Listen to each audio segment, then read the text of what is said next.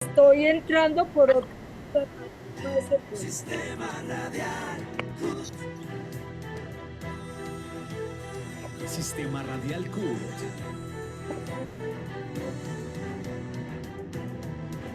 Sistema Radial CUT. Sistema Radial CUT. Encuéntranos de lunes a viernes a la 1 de la tarde por www.cut.org.co y nuestras redes sociales. CUT Colombia.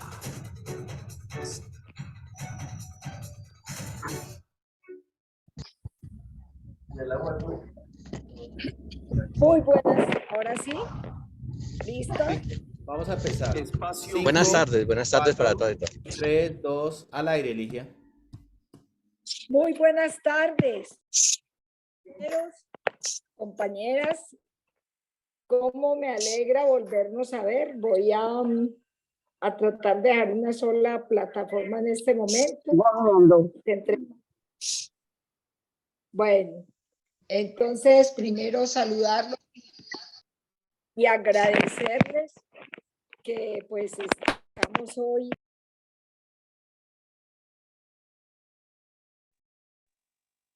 Ligia, activas nuevamente el micrófono, por favor.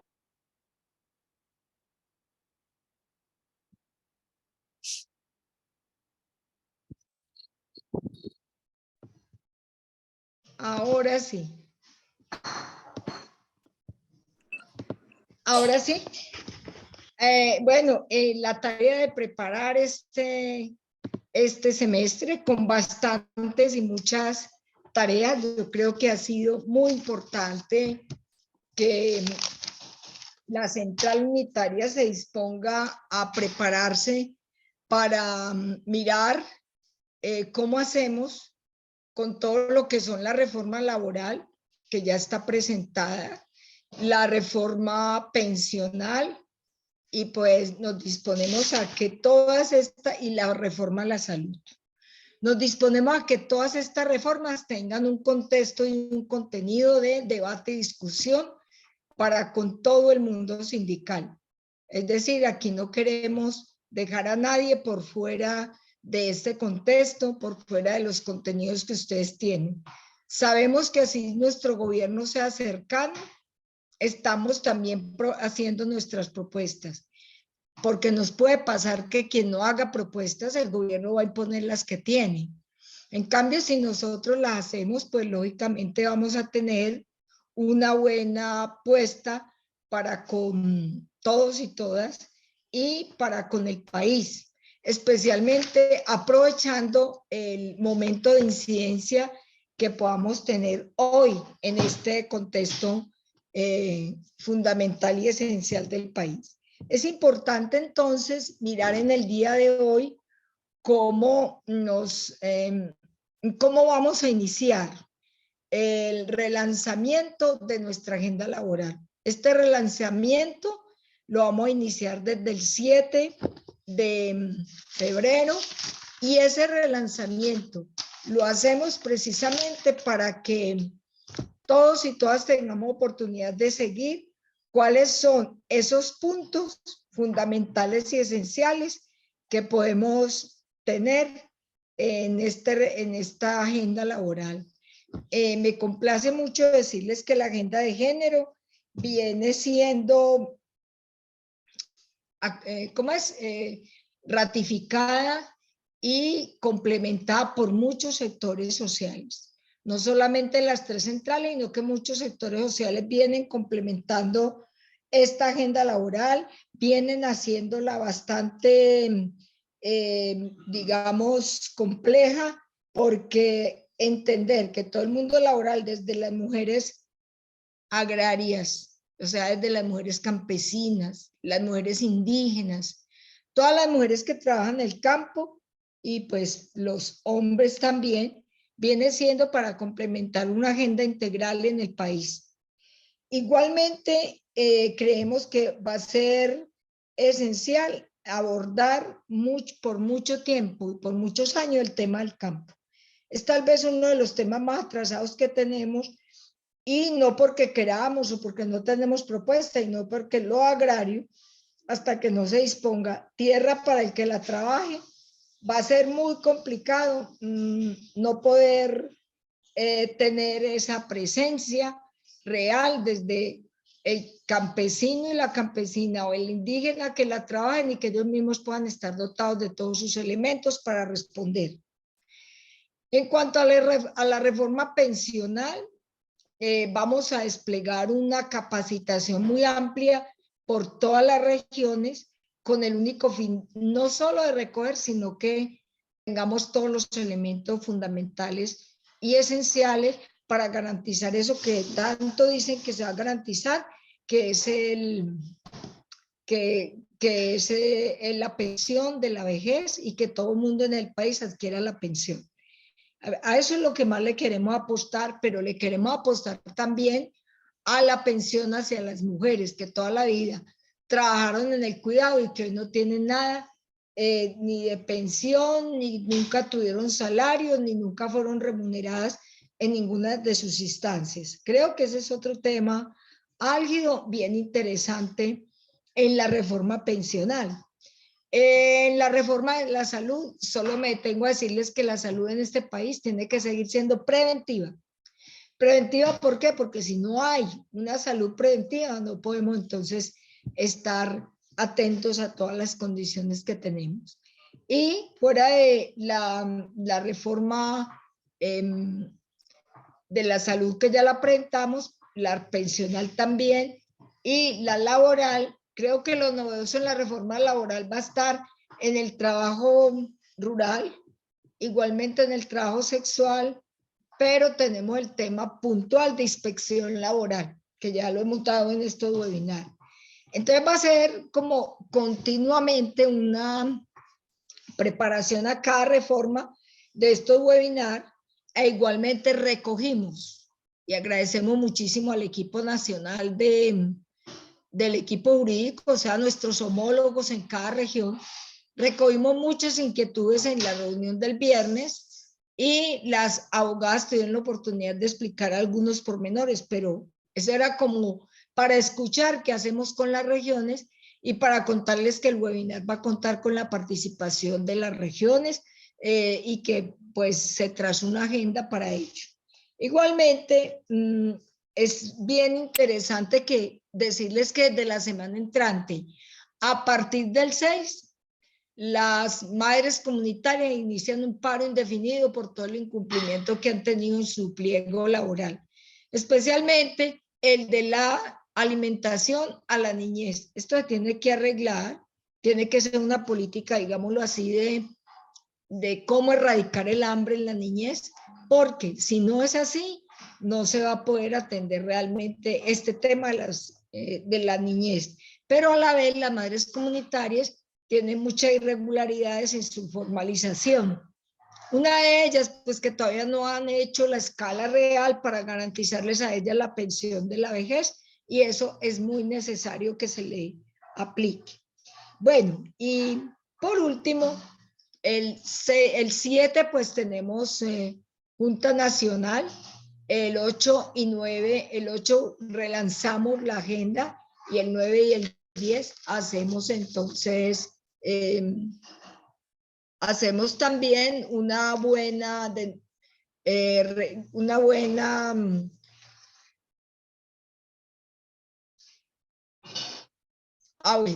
organizamos también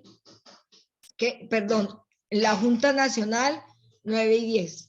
Ya el 7 en el Butí hacemos la Junta, el Ejecutivo, y ya el 8 pues hacemos el relanzamiento de lo que es la agenda laboral, que ya la habíamos hecho el año pasado, pero ahora sí la lanzamos, es para contarles cómo va la reforma laboral, cómo va la pensional y cómo va todo el tema de la salud.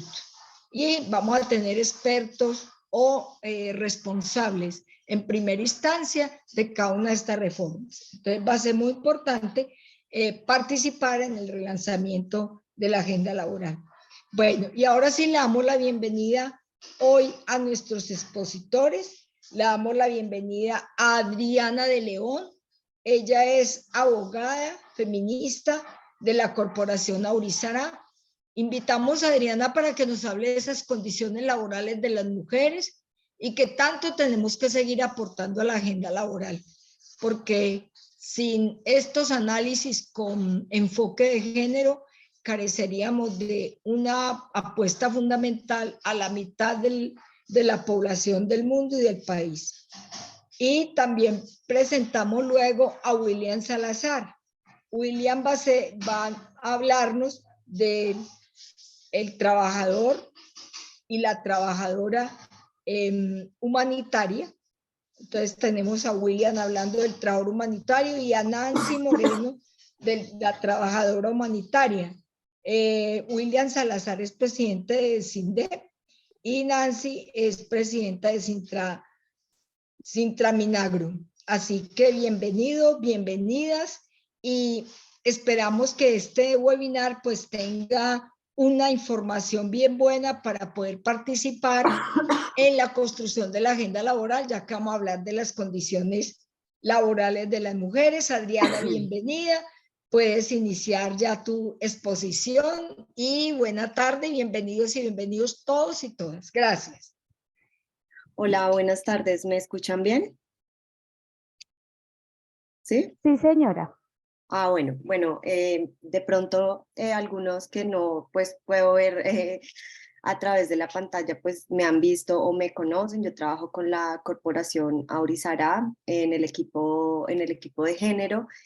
Principalmente lo que nosotras hacemos en el equipo es hacer reflexiones sobre las condiciones de trabajo de las mujeres, asociando amplios temas relacionados como la violencia de género, y otro tipo de situaciones que impactan en el mundo laboral y a la mujer trabajadora. Así que agradezco mucho este espacio. Digamos que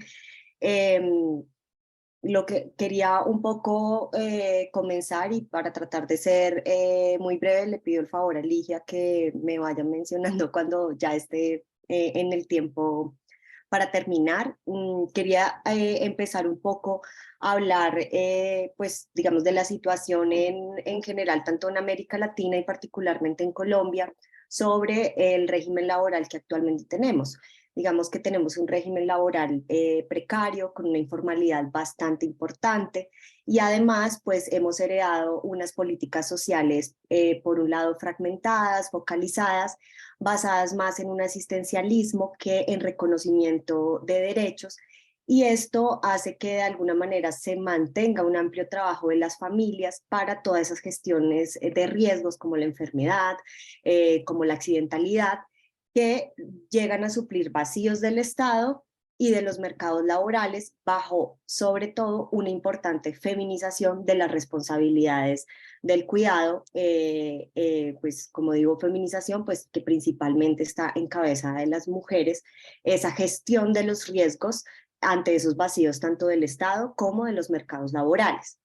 En general, los sistemas de protección en América Latina pues varían tanto en forma como en grado, pero de la manera como esos riesgos se van cubriendo.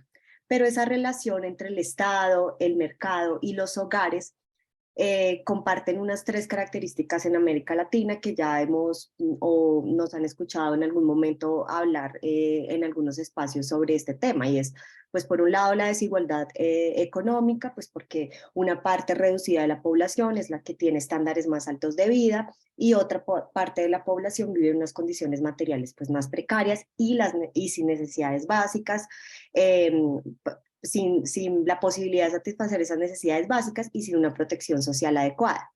El grado de informalidad, que pues para nosotros en el estudio de las relaciones laborales sabemos que existe una capacidad de absorber la fuerza de trabajo muy escasa, y entonces eso hace que la población se provea, que no exista una posibilidad de que las personas tengan una remuneración de calidad, con estabilidad y protección social como es debido, lo que genera que la población pues genere múltiples estrategias pues para generar unos ingresos, los ingresos que necesitan para pues cubrir esas necesidades.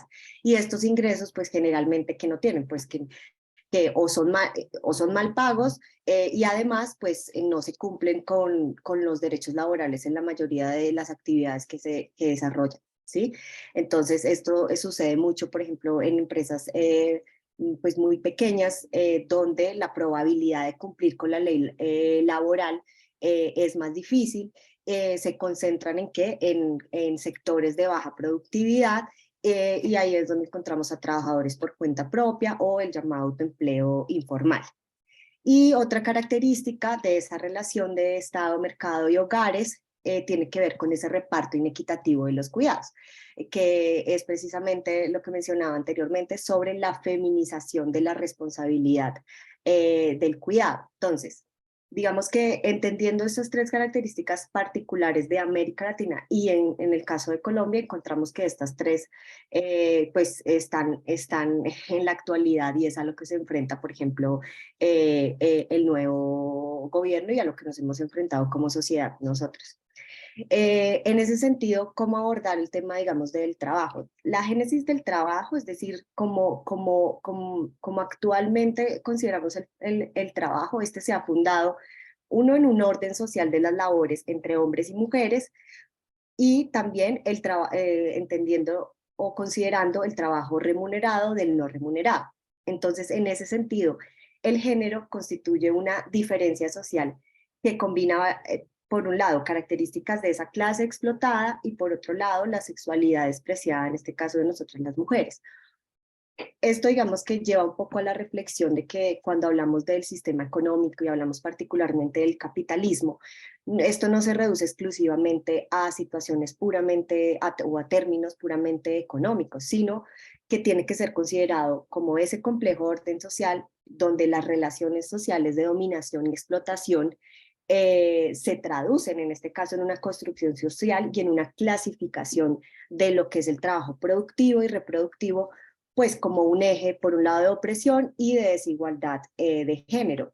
Digamos que esto se traduce a que muchos de las actividades que llevan desarrollando las mujeres desde hace mucho tiempo no han sido consideradas trabajo porque no han entrado en esa génesis de siglos atrás sobre lo que se considera trabajo y las implicaciones no solo jurídicas, sino sociales y de remuneración a lo que nosotras llamamos trabajo. Es por eso que hoy pues se viene dando en todo el mundo y en Colombia particularmente un impulso sobre el reconocimiento del trabajo del cuidado, ¿no? Un poco abocando como esa idea de cuando éramos niños y decíamos mi mamá no trabaja, porque no se ha considerado durante mucho tiempo el trabajo del cuidado como eso, como un trabajo. Entonces, en ese sentido, pues las condiciones de trabajo de las mujeres en términos de reconocimiento, etcétera, pues es importante como reflexionarlo, porque en Colombia, pues por un lado los mercados laborales para integrar y remunerar su fuerza de trabajo no son tan efectivos como en otros países, es decir, la mayoría de la tasa de la población ocupada se concentra en sectores económicos de muy baja productividad económico, ¿verdad? A diferencia de otros sectores como el industrial. Digamos que el sector industrial no es precisamente el que está en el top en Colombia en temas de mayor tasa de población ocupada, ¿sí? De hecho, las mayores tasas de actividad pues ha sido en los servicios. Y el trabajo formal se concentra, por una parte, en sectores de esa participación, en sectores con poca participación de ocupación en el país, es decir, que la formalidad de todas maneras sigue siendo pues muy reducida y es precisamente también en sectores donde se perciben grandes ingresos de capital para la producción de bienes y servicios. Entonces, además de eso, esos mismos sectores son los que son mayoritariamente masculinizados, perdón. Y un ejemplo de esos, pues, es, digamos, las actividades de explotación y extracción de petróleo, gas, carbón, etcétera, ¿no? Según según el DANE, pues digamos que la tasa de ocupación aproximada de este sector es de 1% de los ocupados y de ese 1%, pues el 90% son formales y la mayoría pues son hombres. Cuando uno, digamos que lo compara un poco con este otro sector donde hay una mayor tasa de ocupación como es la de servicios, por ejemplo, dentro de ese sector servicios encontramos, por ejemplo, comercio, hotelería, restaurantes. Esta rama tiene una menor participación de trabajadores formales, pero más bien sí hay una participación un poco más equitativa entre hombres y mujeres, 49-51%. Sin embargo, la formalidad es muchísimo más baja que en el otro sector, por ejemplo. Sin embargo, hay mayor participación en estos.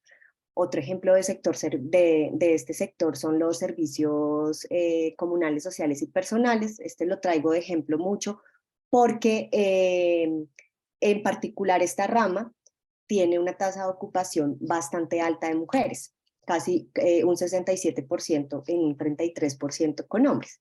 Cuando uno va a ver cómo está compuesta esta rama, pues incluye actividades de cuáles, profesionales y técnicas en temas de cuidado, educación, salud, servicios sociales. ¿Esto qué quiere decir? Que hay una importante actividad por parte de las mujeres en estos sectores. Y aquí es cuando, a propósito de lo que se mencionaba al principio sobre pues, la expectativa frente a las reformas, es que debemos reflexionar desde una perspectiva de género la importancia de que estas reformas no solo hablemos de las reformas de manera, digamos, general, sino que podamos identificar las necesidades particulares que tenemos las mujeres trabajadoras en determinados sectores que puedan garantizar precisamente una verdadera equidad y una mayor dignidad en el trabajo. Digamos que un ejemplo de esto, a propósito de eso, pues es precisamente esa alta ocupación femenina en el sector de la salud y, por ejemplo, del trabajo doméstico remunerado, donde las condiciones de trabajo de estos profesionales pudieron ser como mucho más, pudimos entenderlas y reconocerlas mucho más con mucha más información, por ejemplo, cuando pues sucedió la emergencia sanitaria, que digamos develó un montón de cosas que ya venían sucediendo sobre la precariedad de los trabajadores del sector de la salud, pero que no, digamos que no había hecho tanto eco como sucedió en la época de la emergencia sanitaria. De hecho, la Consejería de aquel entonces presidencial para la Equidad de la Mujer sacó un informe sobre la crisis del COVID-19 y el impacto diferencial en las mujeres trabajadoras de este sector.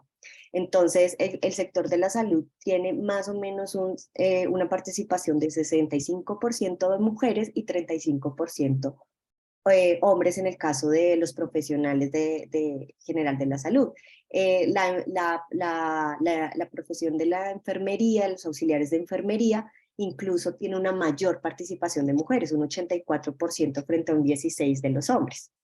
Sin embargo, la brecha salarial promedio es bastante importante entre hombres y mujeres. Mientras una médica gana 3.4 millones de pesos, un hombre médico que hace las mismas labores percibe un salario de 4.9 millones mensuales.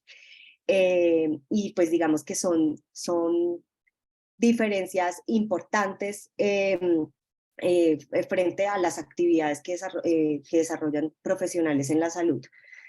Y esto pues sumado al hecho de que en esa época pues se intensificó el trabajo, exponiéndose mucho más no solo al contagio, sino la recarga de trabajo, y que lamentablemente aún pasando esa emergencia sanitaria, hoy se sigue manteniendo un ritmo que obliga y hace necesario que frente a la expectativa de la reforma hayan unas respuestas concretas a los trabajadores del sector de la salud. Y insisto, unas respuestas también concretas a las necesidades y a las particularidades que tienen las trabajadoras mujeres en este sector. Mm, como les quería como poner ese ejemplo en contraposición un poco también, o sumando un poco a hablar del trabajo doméstico. ¿Por qué? Pues porque primero es uno de los trabajos señalados por parte de la OIT como de los más vulnerables, ¿no? El trabajo doméstico es la puerta de entrada al mundo laboral de muchas mujeres migrantes, afrodescendientes, campesinas, indígenas. Según la OIT en América Latina, el 93% de las personas que se dedican al trabajo doméstico remunerado son mujeres, ¿no? Y son escenarios donde sucede más, digamos, al ser uno de los trabajos más vulnerables, pues son los escenarios en donde más situaciones diversas de violencia y discriminación suceden. De hecho, en Colombia, el impulso con respecto a la mejora de las condiciones de trabajo de las mujeres se dio pues por las propias trabajadoras dedicadas al trabajo doméstico, que se organizaron y exigieron unas condiciones particulares. Entonces, eso también demuestra un poco las dificultades en términos de pensar desde el Estado y desde la colectividad como Estado social, digamos, esa precariedad que tenemos en Colombia, y que sea necesario la colectivización de los trabajadores y las trabajadoras para dar cuenta no solo de la realidad, sino para transformarlas. Entonces, un poco como sucedió con los trabajadores de la salud, pues con los trabajadores dedicados al trabajo doméstico, que son mayoritariamente mujeres, pues fueron las que más impacto tuvieron, por ejemplo, con el tema de la emergencia sanitaria. No solo dejaron de percibir ingresos, muchas no recuperaron sus trabajos. Aún hoy, cuando ya acabó esa emergencia, las personas cambiamos nuestras dinámicas un poco de trabajo, etcétera, y eso también hizo a que muchas de estas mujeres no tuvieran las mismas facilidades para volver a su trabajo, o por el contrario, sucedió como en muchos lugares escuchamos, que por temor a perderlo, terminaron encerradas y dejaron de cuidar a sus propias familias, ¿no? Entonces son como casos extremos, pero que demuestran la gravedad de las condiciones de trabajo a las que se enfrentan muchas de las mujeres en el mundo, y particularmente en Colombia. Estos ejemplos los quería dejar como, o sea, quería abordarlos porque me parece que son, digamos, que nos permiten entender y dar cuenta de la necesidad insisto, de que ante la posibilidad de estas reformas mm, podamos cambiar justo ciertas actividades y ciertos sectores que sí o sí son más vulnerables, y que en Colombia le debemos una transformación importante. Algo que no puedo dejar de mencionar, y tiene que ver con no solo por lo que pasó con el COVID-19, ni más faltaba, sino por lo que viene pasando pues, en esta modernidad, y son esas nuevas configuraciones del trabajo. El actual sistema económico es subjetivista, nos individualiza, está haciendo más difícil la experiencia colectiva alrededor del trabajo. Entonces, la precarización laboral a través de medidas de flexibilización, pues no ha sido equilibrada, digamos, entre trabajadores y empleadores.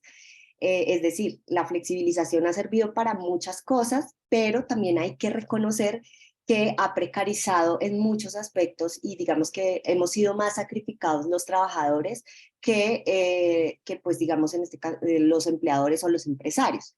Y el aislamiento de trabajadores en los hogares, en el caso por ejemplo de la colectividad, hace que cada vez la subjetivización sea mucho mayor, y yo me interese más en dar los resultados de mi trabajo y no pueda como compartir de la misma manera con los otros trabajadores. Entonces, como todo, hay luces y sombras. El trabajo en casa o el trabajar desde los hogares puede ser muy beneficioso en algunos aspectos, sobre todo para equilibrar los cuidados, por ejemplo, pero tenemos que ser conscientes del grado de aislamiento al que podemos llegar y finalmente los trabajadores, muchas de las cosas que tenemos actualmente pues obedecen es al hecho de que nos colectivizamos, hablamos con el otro, discutimos, así como un poco lo que se está haciendo ahora. Por eso el uso de las tecnologías también es algo que ayuda a contrarrestar esa subjetivización e individualismo. Las grandes agremiaciones con mayor capacidad de negociación, pues hoy tienen una mayor tradición pues de acumulación de beneficios, pero estas grandes agremiaciones también, pues digamos, se vienen fracturando en las bases.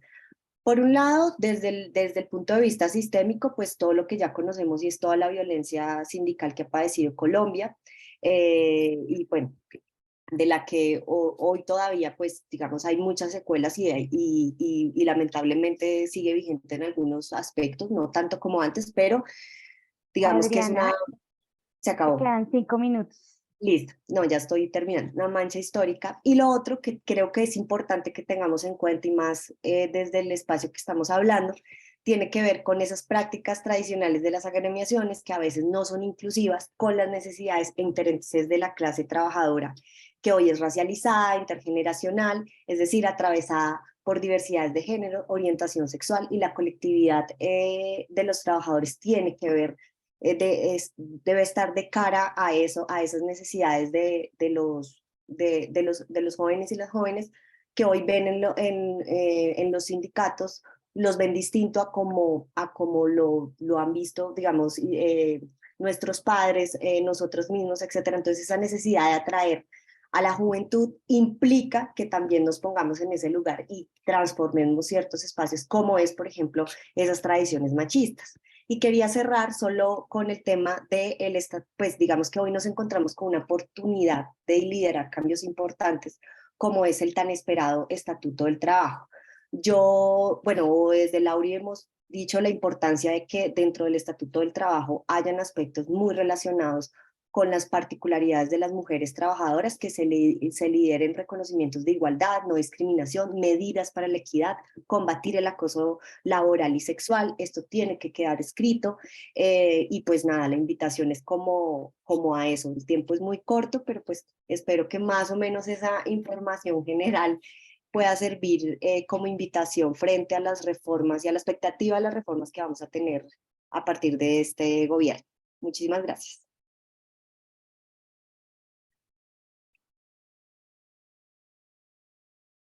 No Gracias, tienes el... Adriana. Ah, ya.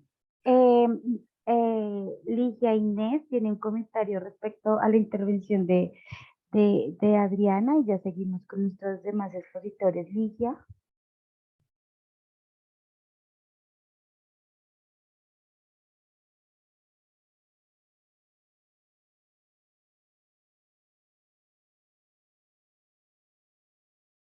Que Ligia, no sé si tenga problemas de conectividad, me había dicho que iba a hacer un breve comentario respecto a tu exposición. Para seguir con nuestro compañero William Salazar como expositor. Entonces, mientras Ligia reactiva su conectividad. Ah, gracias, Ligia, ya estás acá con nosotros. A ver, me tenían en silencio. No, solamente culminar esta charla para que ahora hayan preguntas para Adriana. Y es destacar solo dos cositas en un minuto. Miren, Adriana nos habla de la necesidad de tener un nuevo concepto de trabajo en el Código Sustantivo del Trabajo, especialmente un concepto que nos permita definir precisamente el trabajo remunerado, el que han hecho las mujeres toda la vida, cómo es que se resuelve. Esa es una. Y dos, yo creo que Adriana nos queda debiendo para otro webinar, tranquila Adriana, todo el tema de la violencia. Nosotros le hemos trabajado muchísimo al tema de la violencia, pero hemos enfocado desde la central ambientes de trabajo libres de violencia, y específicamente porque a las mujeres les toca muy duro. Y ahora sí, Alice, gracias. Ya viene un concepto que es bien importante, que es el trabajador y la trabajadora humanitaria. Habíamos querido introducir este concepto precisamente para acompañar este tema, porque también es un concepto nuevo. Entonces, bien pueda para que William haga el uso de sus 12 minutos y luego Nancy, y después para que las preguntas que le tenemos a Adriana, a William y a Nancy, pues las podamos resolver el resto del tiempo que nos falte. Muchas gracias. Bien pueda, Ali, siga. Compañero William, los micrófonos son suyos. Gracias. Por favor, me habilita para proyectar. Claro que sí, en un momento, si quiere, Gracias. puede ir dialogando y ya lo vamos a habilitar. Vale, bueno, muchísimas gracias. Muy buenas tardes. Gracias, compañero Legines, por esta invitación. Un saludo para todas y todos los compañeros y compañeras de estas luchas sindicales. Agradecer esta invitación. Nosotros vamos a hacer una presentación. Estamos aquí soy el presidente de SINDEP, el Sindicato de Defensoras y Defensores de Derechos Humanos de la Defensoría del Pueblo, y estoy aquí con Nancy Moreno, que ahora también intervendrá, quien es la presidenta de Sintraminagro, que es el sindicato del Ministerio de Agricultura. Hacemos parte de una pequeña red sindical de defensa de la paz desde lo público. Estamos 8 sindicatos aquí de esa red, filiales de la CUT, y hemos venido liderando un tema que es el reconocimiento del trabajador humanitario dentro del Estado colombiano. El reconocimiento del Ya trabajador estás habilitado, humanitario. compañero. Sí, ya estoy proyectando, gracias. ¿Ya pueden ver? Bueno, ya. Perfecto. Sí, señor. El reconocimiento del trabajador humanitario en el Estado colombiano es una propuesta que hemos venido trabajando desde los sindicatos, que tenemos una relación laboral en las instituciones a las cuales pertenecemos, de funciones públicas relacionadas con la paz, los derechos de las víctimas y los derechos humanos en general. Esta red, pues, donde estamos el Sindicato de la Unidad para las Víctimas, estamos el SINDEP, está el sindicato del Sindicato de la Agencia de Recuperación de Sintrapaz, está el Sindicato de la Unidad de Búsqueda de Personas Dadas por Desaparecidas, el Sindicato de la Unidad de Restitución, uno de los sindicatos de la Unidad de Protección, y Sintraminagro, que es la compañera que nos acompaña aquí como presidenta. Hemos venido trabajando varios temas y este es uno que queremos plantear en esta conversación del día de hoy.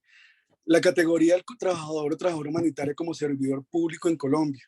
Estamos en esa lucha por ese reconocimiento institucional de las y los trabajadores humanitarios y lo planteamos desde una perspectiva de que este país tiene una enorme arquitectura institucional, logística y de derechos de las personas que hacen la guerra, los trabajadores que hacen la guerra, pero no de los trabajadores que trabajamos por la paz de ese país. Y consideramos que tiene que haber un cambio fundamental, un cambio en ese reconocimiento y un cambio en esas garantías que debemos tener desde el trabajo humanitario.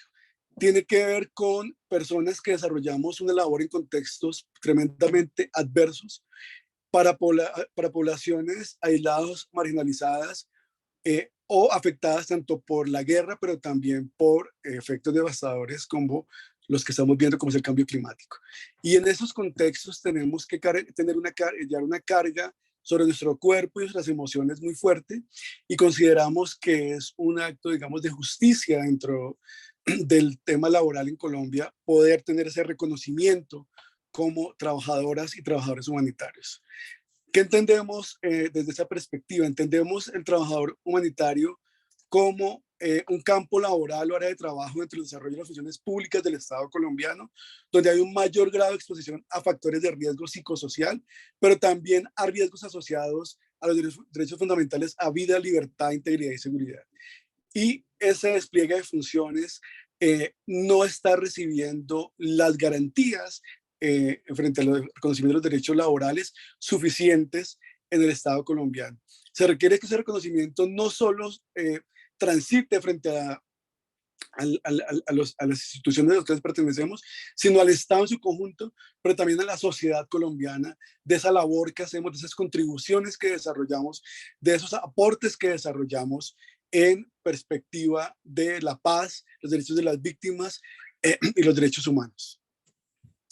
En el contexto, digamos, del conflicto armado y por qué hemos venido planteando esta iniciativa, tiene que ver con una figura que existe dentro de la Defensoría del Pueblo, que es el defensor o la defensora comunitaria. Es una figura sui generis que existe en la Defensoría, pero también en el Estado colombiano, de servidoras públicas que están en zonas aisladas y marginalizadas y con fuertes dinámicas de confrontación armada, que no están necesariamente en una oficina, aunque también pueden estar en una oficina, y tienen que estar recibiendo toda esa carga emocional del conflicto armado, de las víctimas, de los procesos de despojo de tierras, de los procesos de reconfiguración de además de un conflicto armado que cambia ahora, que es cambiante y que tiene unas dinámicas bastante particulares, como lo ha determinado el CICR, de que por lo menos existen 6 tipos de conflictos armados en Colombia. El concepto viene también desde una perspectiva de entendimiento de la acción humanitaria. La acción humanitaria son todas las acciones que se desarrollan a las víctimas de desastres, ya sea por efectos antrópicos, como el conflicto armado, o por catástrofes naturales, como la variabilidad climática, como pudimos pues, tener en territorio extracontinental en San Andrés y Providencia, de los devastadores efectos del ETA y OTA, sin que hubiese una política pública suficiente para quienes desarrollan las actividades en esos territorios afectados por el cambio climático tengan esas garantías. Y también digamos que estos escenarios donde está el trabajador humanitario, hay fuertes procesos de desestructuración de sus formas de organización social, política y económica, y hace también que ello implique, digamos, un compromiso ético, político y moral en favor también de las comunidades, de sus liderazgos, de la situación particular de los más vulnerables como las mujeres, como la niñez, y eso hace, digamos, que esas actividades implican un desgaste psicoemocional mucho más elevado que el resto de actividades. Sigue entonces ahora nuestra compañera presidenta de Sintraminagro. Adelante, Nancy, por favor. Bueno, muy buenas tardes para todos, todas. Como ya me presentaban, pues mi nombre es Nancy Andrea Moreno, presidente del sindicato del Ministerio de Agricultura y Desarrollo Rural.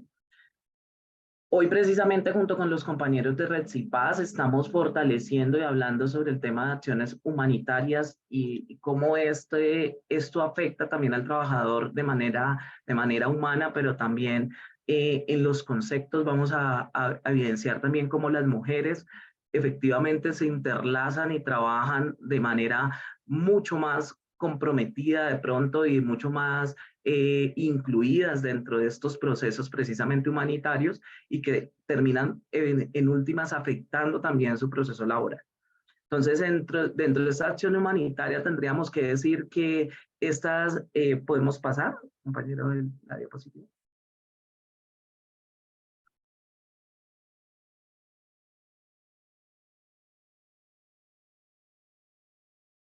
William, ¿me escuchas? Sí, se te escucha, sí, señora. Ah, ok. Pensé que me había ido. Bueno, entonces dentro de esta, digamos, esta diapositiva, vamos a hablar precisamente de esa acción humanitaria que realizamos y dentro de esa acción humanitaria y cómo trabaja el funcionario, pero también esos derechos fundamentales que se ven ahí dentro del marco de ese trabajo. Entonces encierra pues primero un contenido mucho más amplio en el tema de la ayuda humanitaria. Estamos hablando que hablamos de bienes y servicios básicos para la gente, pero también para la subsistencia y para la vida. Eso quiere decir de que los trabajadores llegan en el momento crucial y en el momento oportuno para atender estas circunstancias. Esto evidentemente pone en unas circunstancias al trabajador que es testimonio también de estos procesos. En un país como Colombia, que aún cuenta con un tema de un conflicto armado interno, especialmente, vamos a evidenciar que estos trabajadores van a tener unas necesidades y unos riesgos asimilados dentro de este trabajo humanitario de estos derechos humanos, precisamente. Pasemos, por favor.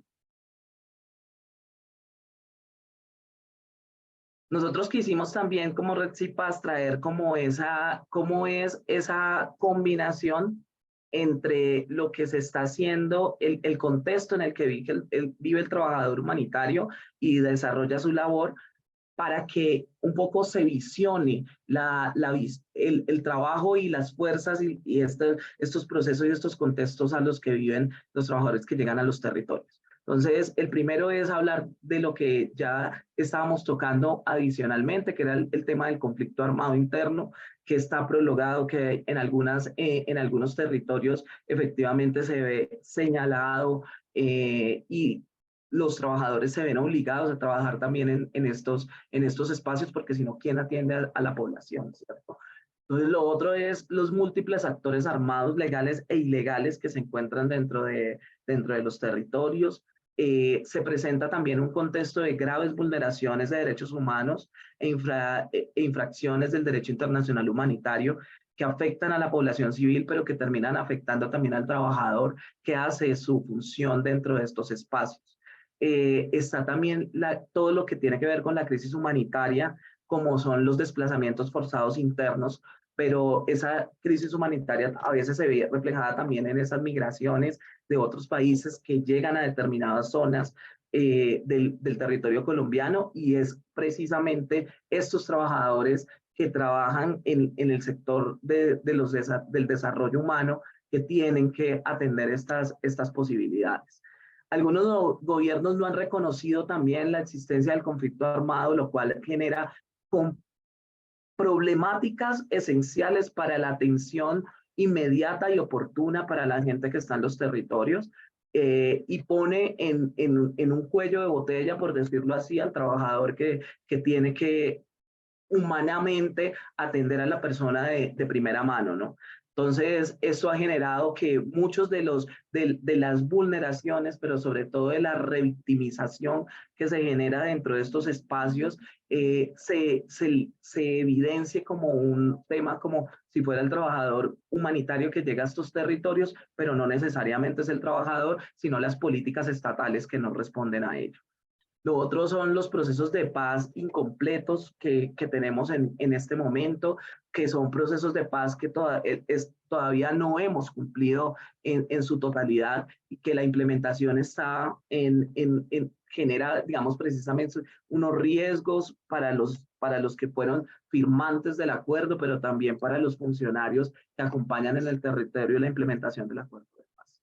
Está también todo lo de las múltiples conflictividades a nivel social, a nivel ambiental, que se genera. A veces los trabajadores humanitarios se ven obligados a trabajar en ambientes no necesariamente recomendados y no necesariamente seguros para poder atender estas circunstancias. Pasemos por favor al otro. Y en el otro traemos precisamente un contexto que es cómo se trabaja y cómo seguimos trabajando dentro de esta parte de desarrollo laboral. Esa zona geográfica de Colombia, como también evidencia que el trabajador humanitario tenga que llegar. Esto precisamente cuando hablamos de traslados específicos, podemos evidenciar que esos traslados, a veces en esos traslados puede ocurrir demasiadas situaciones y el trabajador está expuesto, y especialmente ahora, como lo vamos a ver más adelante, especialmente las mujeres que trabajamos en estas zonas y que trabajamos precisamente en el tema del trabajo humanitario. Estamos también en muchas zonas sin presencia estatal, en lugares o comunidades con procesos organizativos visibles y que han tomado la decisión de permanecer en el territorio, digamos, estos trabajadores o estos rigores de la guerra. Son zonas también de procesos de reincorporación, de reconciliación y de reparación de víctimas, y son zonas con altos niveles de despojo de tierras y víctimas del conflicto. Los riesgos que enfrentamos los trabajadores y las trabajadoras humanitarias son precisamente las amenazas, las agresiones, la intimidación, el desplazamiento forzado o asesinatos selectivos que se han generado en cada una de estas zonas, y que termina siendo evidente para que los trabajadores que impactan a nivel personal, familiar, y que eso se extiende incluso al nivel organizativo y especialmente a las organizaciones o los empleados que hacemos parte de organismos sindicales. Entonces, quisimos también como Rexipaz hacer un énfasis en los riesgos diferenciados de las mujeres trabajadoras en el tema humanitario. Compañera Nancy, discúlpame, tienes 5 minutitos. Ah, ok.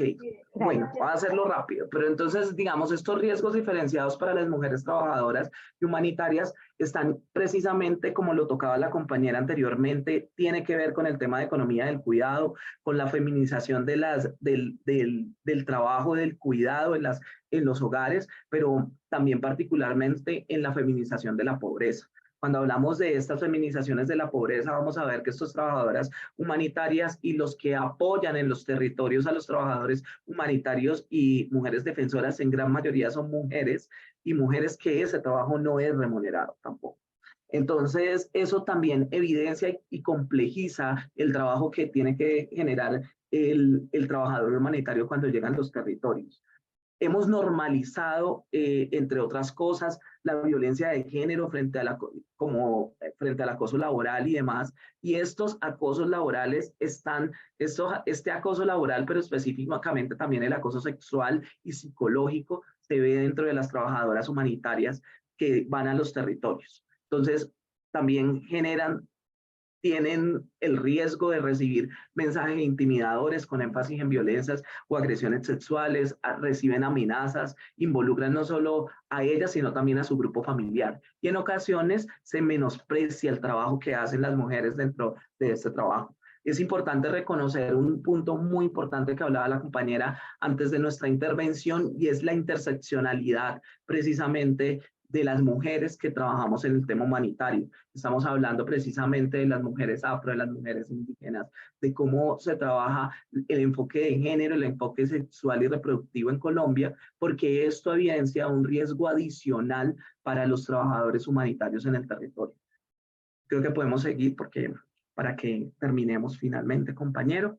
Y ahí queríamos también, se asciende que algo que queríamos hablar también era del porcentaje y la desesperanza y el miedo que ha cubierto a muchos de los trabajadores humanitarios, que terminan generando unas problemáticas estructurales comunes, ¿cierto? Que es la ausencia de medios de transporte terrestre priorizados en los territorios que tienen que trabajar, el acompañamiento de fuerza pública en lugares donde estas zonas son vulneradas. No hay incentivos y garantías adicionales para proteger la vida ni la integridad de los trabajadores que están en los territorios. No existe una regulación legal diferenciada entre el servidor cuya ejecución de la comisión, digamos, que trabaja en temas de la ciudad de Bogotá o en temas de cabeceras municipales, o estos servidores públicos que tienen que desplazarse precisamente a zonas complejas del país y que todavía continúan con conflicto armado. No existen mecanismos y dependencias de monitoreo y advertencia durante el desarrollo de las comisiones. Ustedes pueden evidenciar que hay diferencias, por ejemplo, cuando van los organismos de Naciones Unidas. Los organismos de Naciones Unidas no pueden ir a determinado territorio, le hacen un acompañamiento 24/7 a las personas que están en los territorios que son de conflicto armado. Eso no pasa con el funcionario, con el trabajador público que trabaja en estas zonas vulnerables. La ausencia de protocolos para la actividad en territorio, la carencia de medidas para proteger la exposición de alto riesgo y la salud que se ocasiona, digamos, disminuciones en las expectativas saludables que tienen los trabajadores humanitarios. Y por último, están precisamente estas pautas claves para la protección interna desde las entidades en las que nosotros estamos laborando, en las cuales Rexipaz son unos puntos que son la actuación decidida al interior de la institucionalidad para atender las situaciones de riesgo y amenaza de las defensoras de derechos humanos, un programa que sea permanente, un programa de atención psicosocial y prevención de daños de la salud mental. Para esto, porque el trabajador humanitario se evidencia, tiene una exposición grande en el tema psicosocial de atención a sus víctimas, a las víctimas y el trabajo humanitario que realiza. Se requiere también un estudio epidemiológico que determine la afectación de la salud física y mental de los trabajadores humanitarios, un programa de formación permanente de derechos humanos y derecho internacional humanitario y técnicas de trabajo humanitario en terreno, no solamente para aquellos que estamos en los territorios, que vamos a los territorios, sino para toda la institucionalidad, para que entienda la importancia de acudir a estos estamentos, pero también el trabajo que hay que hacer humano con las comunidades en los territorios. Un programa de asistencia y salvaguardia y representación judicial especializada para servidores públicos, para servidores públicos, un programa para erradicación del acoso laboral y violencia de trabajadores de las instituciones, incluyendo la violencia antisindical, porque dentro de las entidades del Estado tiende a existir mucho el hecho de menospreciar el trabajo sindical, de desvalorarlo, pero también de hacer un proceso de persecución y un trabajo psicológico contra quienes acudimos y hacemos parte de los sindicatos. La Mesa Interinstitucional de Atención a Situaciones de Riesgo sigue siendo una de las pautas claves para la protección interna en las entidades que se elaboran en el tema de trabajo. Y finalmente, aunque yo creo que ya nos pasamos de los 5 minutos, pero hacemos esta clave, digamos, finalmente comentamos precisamente que son pautas que desde nuestro grupo de Rexipaz, dentro del trabajo que venimos haciendo con Rexipaz, recalcamos como un valor importante para trabajar, pero también esa intervención de comunidad internacional frente a la situación de violencia estructural que sufrimos en Colombia, la intervención permanente ante los poderes públicos del Estado para elevar niveles de protección del trabajo humanitario, la promoción del diseño y la implementación del Programa Integral de Seguridad, Protección para comunidades y organizaciones en los territorios de la nación, y el desarrollo de incentivas legislativas para reconocer el derecho a defender el derecho humano por el Estado colombiano y el rol de trabajador humanitario. Así como la comunicación ante la sociedad colombiana para el respeto de los derechos humanos y los trabajadores humanitarios. Entonces, agradecemos desde Rexipaz realmente la invitación. Creemos firmemente que esto es una acción que podemos seguir trabajando entre todos y todas, y que precisamente reconocer el trabajo que hacen que generamos como trabajadores humanitarios en cada uno de los desarrollos y la importancia que se hace de este servicio va a poder generar que Colombia no solamente no revictimice a la población víctima del conflicto y demás, sino que también va a poder asegurarse que sea oportuno la atención a las comunidades. Muchas gracias.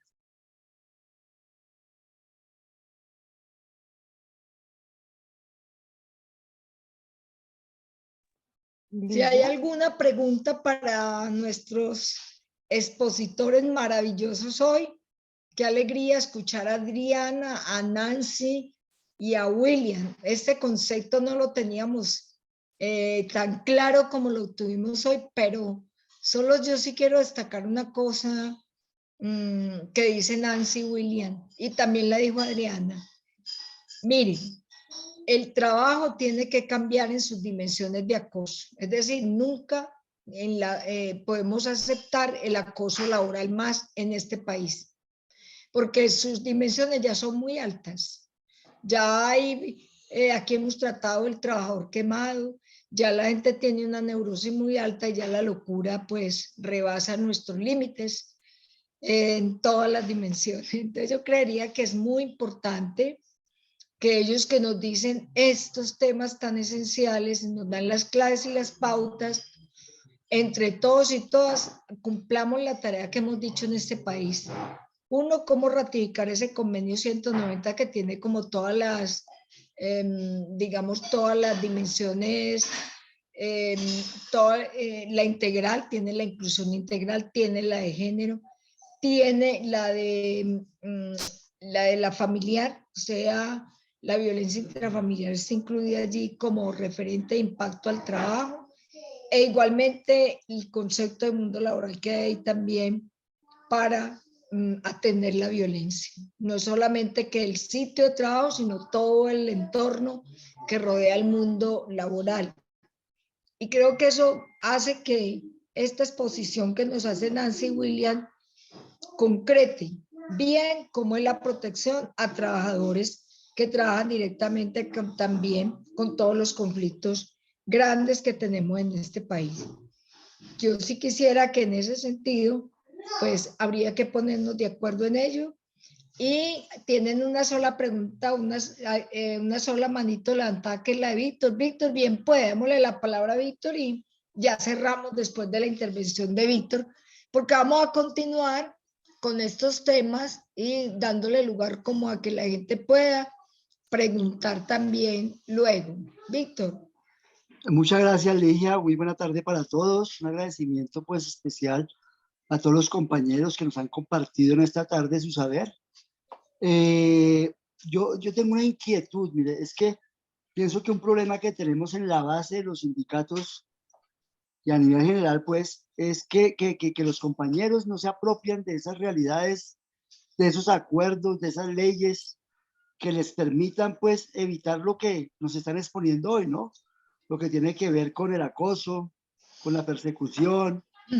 Y entonces, la pregunta va como a eso, o sea, como ¿qué podríamos hacer con tantas variables y tantas cosas que hay? Porque también, en el caso particular de la educación, yo soy educador,